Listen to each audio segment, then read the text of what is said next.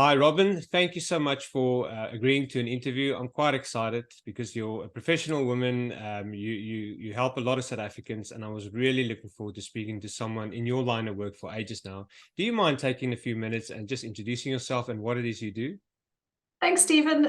Thank you for inviting me. I think you and I started chatting a little bit offline, then we got online and realized we could talk for hours. I think we have a similar disposition in that we're both just trying to help people and get them through this whole connection, relocation kind of time of their lives. So I have moved to a few different countries. I born and brought up in Johannesburg and then Durban, spent my teenage years in Durban. So I've always considered myself a Durbanite because I think that's when you live most, is in your teenage years. So I'm definitely a Durban girl.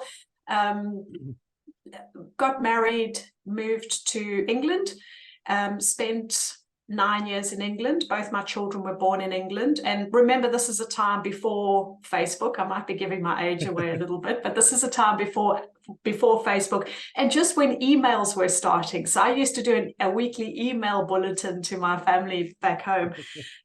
So 2 kids born in England, then moved to Singapore, Singapore to France, and France to Australia. So I arrived in Australia in 2008 with family in tow, obviously, and mostly through my husband's work. So it wasn't a case of, I left South Africa for any particular reason other than he got a great job offer and off we went.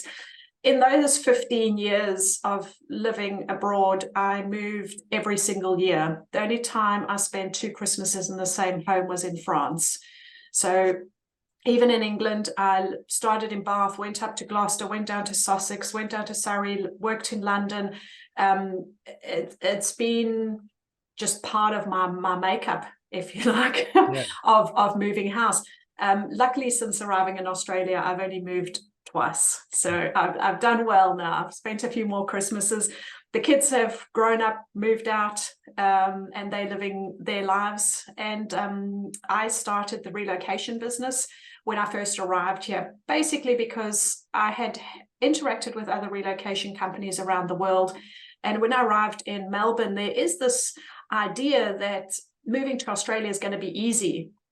It's a case of, it's Australia, how hard can it be? It's English, it's coming from France. I was like, just give me some English, I'd be happy. But it really isn't. There's a lot of those preconceived ideas out there. And when I did my market research, I realized there were a lot of companies offering relocation support in the corporate sector, but none of them had moved themselves. And I think that's really important, is being able to relate to how difficult it is to move.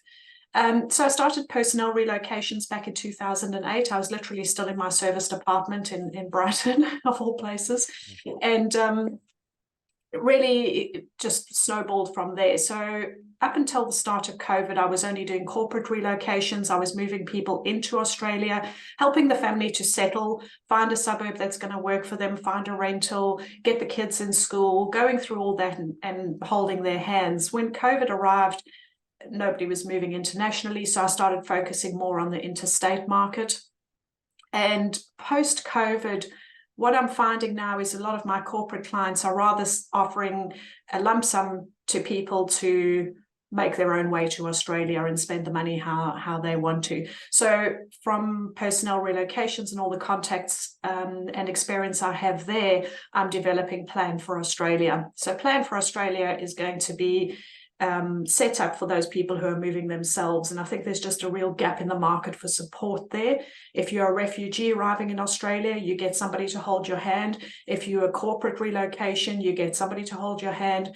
But we have a vast amount of people arriving on state-sponsored visas who are making their own way here. And it's a bit like getting, your visa is like a Disneyland ticket. Here's the visa, here's the Disneyland ticket. And you arrive at the gates, and then it's kind of, and now what? Yeah. It's like, which ride do I get on first? And that's exactly, where I'm trying to help people just to navigate all of that when there's not enough support around them. And I've got experience in that regard, because look, the visa part is probably the most exciting part. So when you're still in South Africa, you're like, oh, I got my visa, and I jump on Australianers for my selfie, and I show everyone, and we're happy we're coming. But then there's all these other things that you need to get in place. And what we felt was the hardest part of it all was accumulating all that information, getting it into a sort of a one bookmarked area on your browser, and then going through them step by step to making sure you got all your ducks in a row. If only then there was a company that gave it all for you, like a one-stop shop for all the answers that you need in order to make your relocation as easy as possible. Because it is, besides a couple of things like buying a house, children, one of the most stressful things you can take on in your life is moving countries. Yes, it is. There's actually I'm trying to think what the scale is called. I've got it written in our books. I've written a couple of books, and one specifically for South Africans, but in there's a scale, and that talks about life events and the amount of stress it can cause. And if you look at a relocation, although relocation is not represented on the scale, there's so many different factors that would make it up to being one of the most stressful events. There's a big grieving process, and people don't realize what a grieving process you go through as you're leaving your country, leaving family. It is literally a grieving process. So not only is it the stress of moving, but it's the grieving. There's so many other parts of that scale that you can attribute to a relocation and what stress it causes you. It's interesting. You mentioned it as grieving. I had someone else in the UK recently. When I did an interview with her, she mentioned that she felt orphaned from her own country, because whenever she went back to visit, she didn't feel like she's at home anymore. And when she went back to the UK, she felt she doesn't belong. For me personally, that longing set in quite late. Now, you're sort of in that honeymoon period when you move countries. You're like, wow, it's incredible, it's amazing.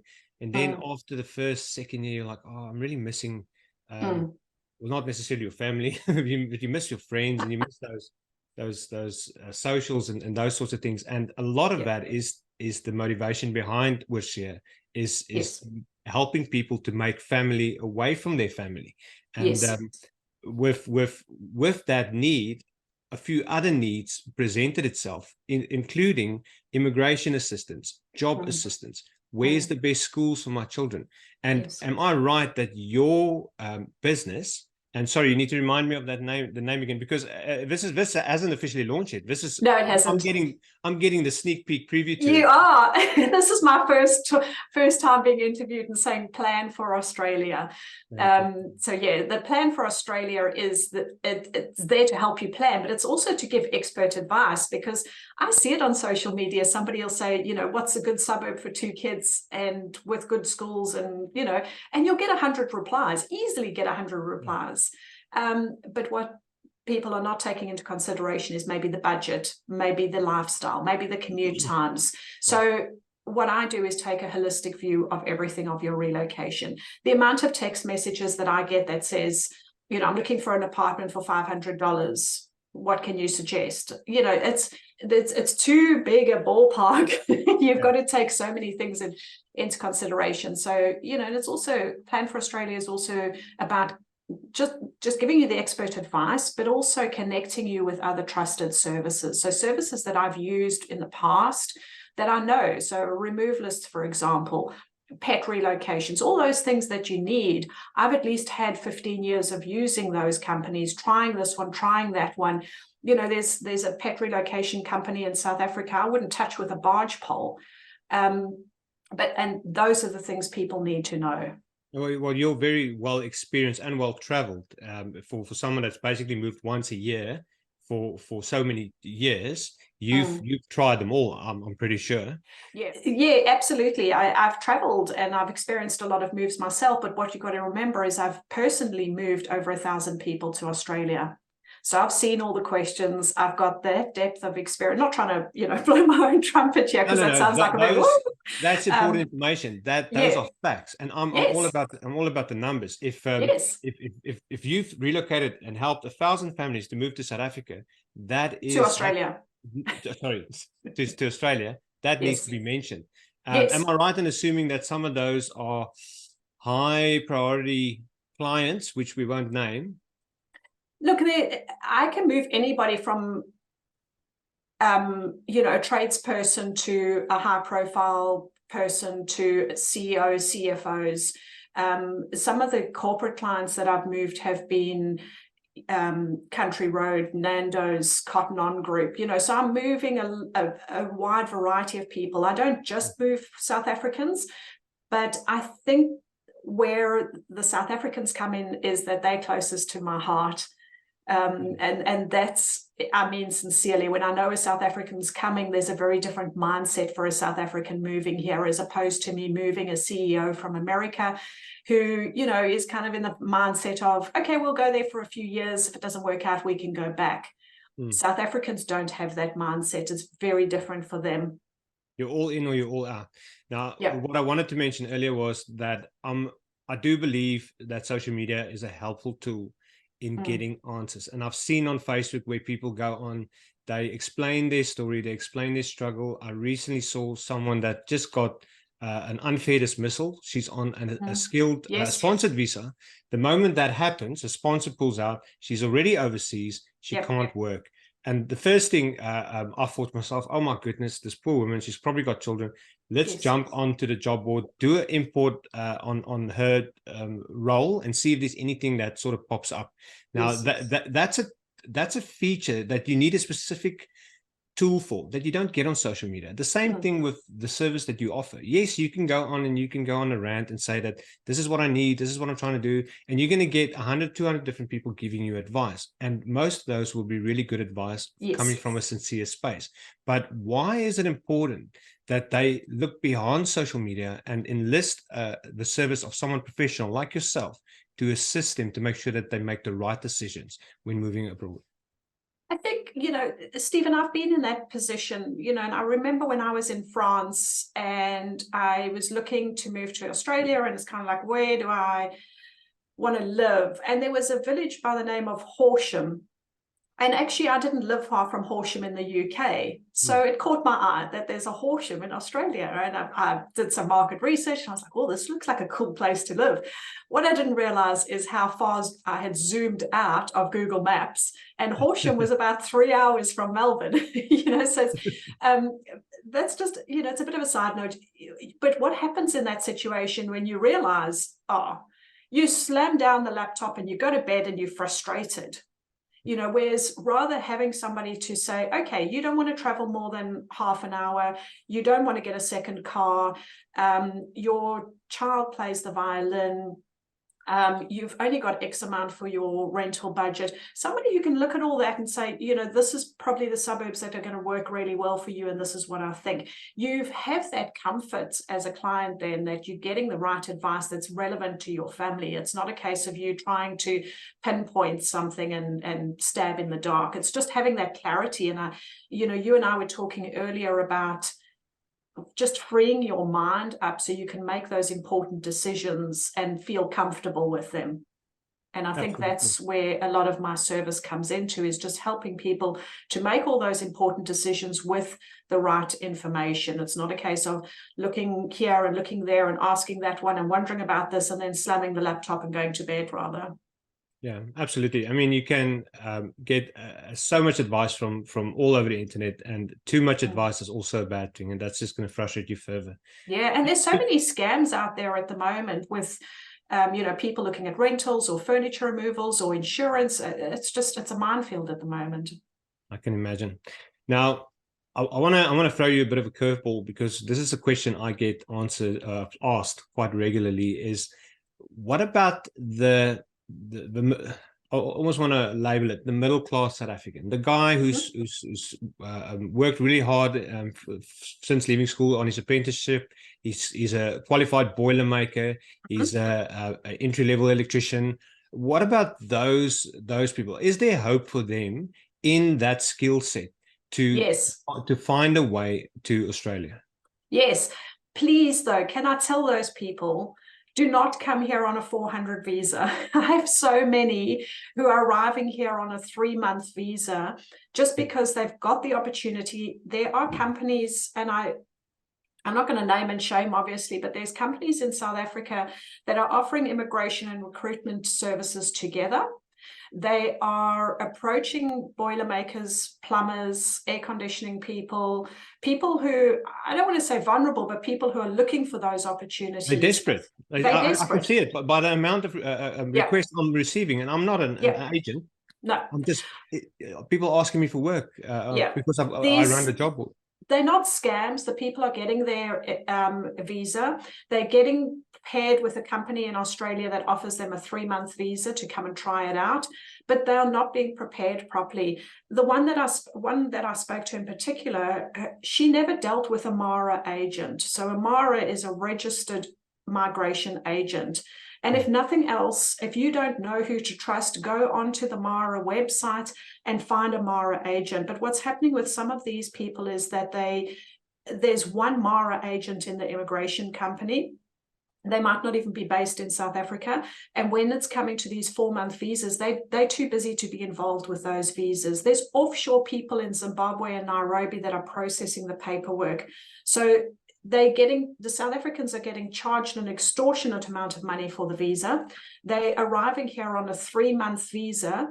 I had one gentleman arrive in Perth. He had worked for a month and the business got sold and he was told he could move to Brisbane or go back home. I had another who brought his whole family out here because they were just one of those families that was really close-knit. He was a plumber. Brought his whole family out, sent his container and everything, knew that he would do anything that it took to keep his job and keep his visa. And nobody had explained the conditions of the visa to him. He couldn't put his kids in school. He couldn't get finance. He couldn't get a rental because he only had a 3-month visa. Nobody tells them these things. Oh, that just breaks my heart. Oh my word. It's ridiculous. I get on my soapbox. I get on my soapbox about those things. It annoys me intensely. And I don't know where our original question was in all this, but there are those situations out there. You're hitting it spot on. It's those people that I'm concerned about. Look, yes. I'm a dad. I've got 3 little children. I'm well secured in my employment, and we're making ends meet.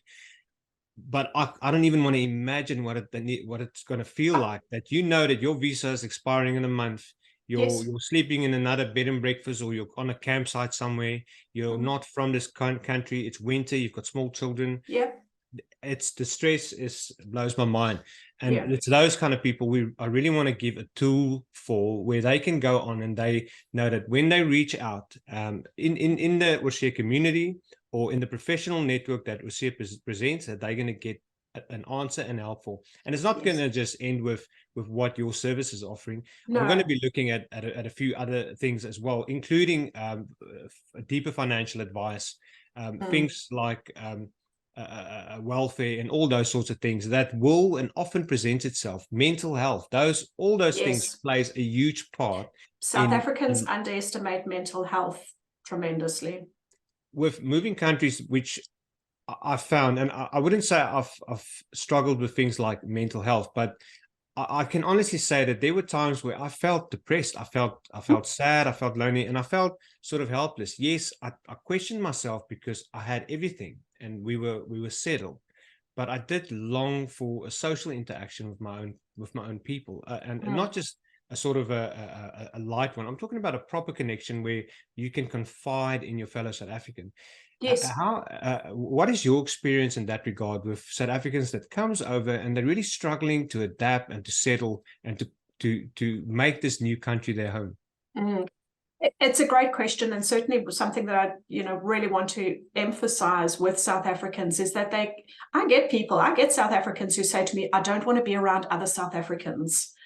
And that's fine, but you need to be around people who have a common interest, that have walked the same path as you. Because do you know what the one thing is that you lose a lot in a relocation is your confidence.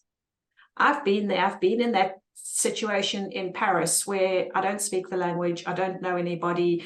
There is nobody who knows my history. And you don't want to go up to that person and go, hey, I'm really nice. I'm fun to be around, because that's just not you, perhaps. So I think it's a lot about finding your confidence again when you move. But it's understanding that culture shock is real and that it can hit you at different times. Your learning curve when you arrive in a new country is huge. You're reading every food label, every billboard, every street sign. There's so much that your brain is going through. And that has an impact further down the line. So a few years ago, I was obviously doing the corporate relocations. I was getting frustrated with human resources managers who didn't understand what it's like to move internationally and the sacrifices that people are making to move for that company. And I caught up with a friend of mine, Hendrika. Hendrika, obviously also is South African. She had moved to France when I was there and I helped her, and she moved to Melbourne after I did, and again I helped her, and we caught up for a coffee.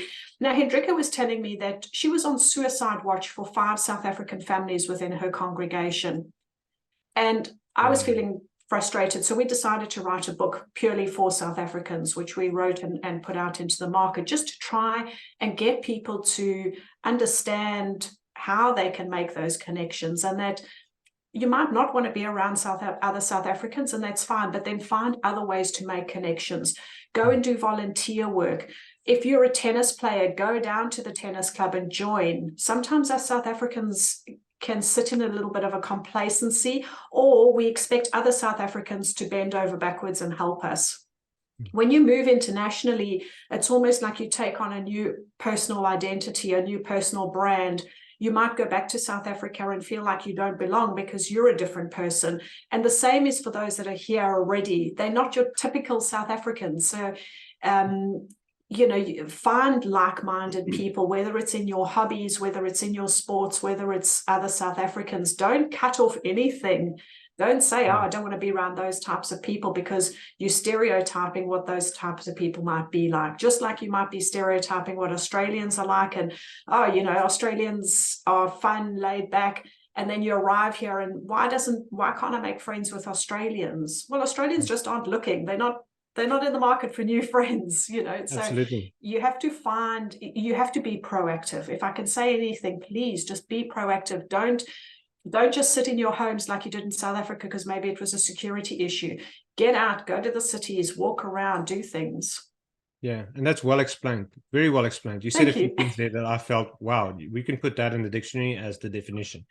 I must say, I'm gonna say it as honest as I possibly can and I hope I don't offend. It's hard coming to a new country and then immediately gelling in with the locals. It is very hard. Yes. I personally think if you're not the kind of person that just on a whim can make friends with someone from another country, search for your own and connect with them, and through them your network will grow.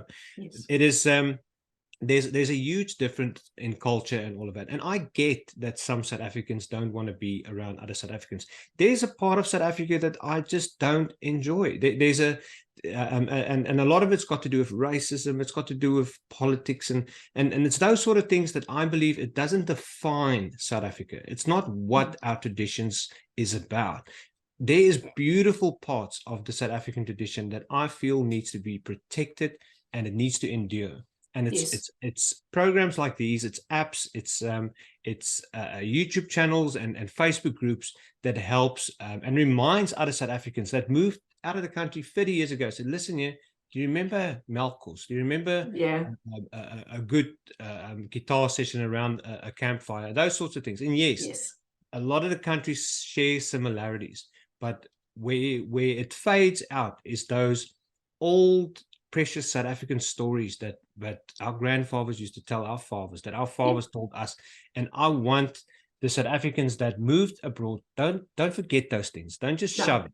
No. Tell those things to your children and encourage them to tell it to their children. Absolutely. And you won't just help the South African way and tradition to endure. You would help it to expand. Yes, absolutely. Absolutely. And, there's 2 million South Africans, if not more, around the world. And we all have that little bit of South African in us. So why not celebrate it?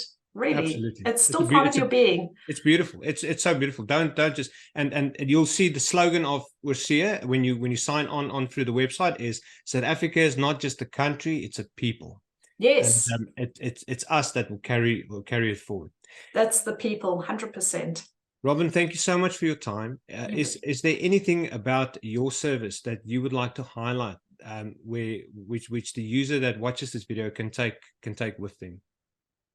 Steven, look, I'm not the best salesperson in the world, I'll be honest. I just want people to know that there is this service available. It's expert advice. It can start at like just a consultation with me for an hour will really put you on the right track. And that's all I really want. I want to help as many people as I can, whether it's the online webinars. I've got a Facebook group called Plan for Australia Information Group. And I literally go on there every week with a video of answering a frequently asked question. And it might not be a question you've got, but somebody else might be able to learn from that as well. So I'm trying to get information out there, whether it be in my services or just the free downloads and information I have on the website. So please use it. I think that's the message. The resources are there, they can be trusted, and please use them. Brilliant. Thank you so much for your time. And I can see I just got my 10-minute warning, so it's perfect timing. Brilliant. Thank you. Thanks, you too. Thanks, Steven. I appreciate it. Bye-bye.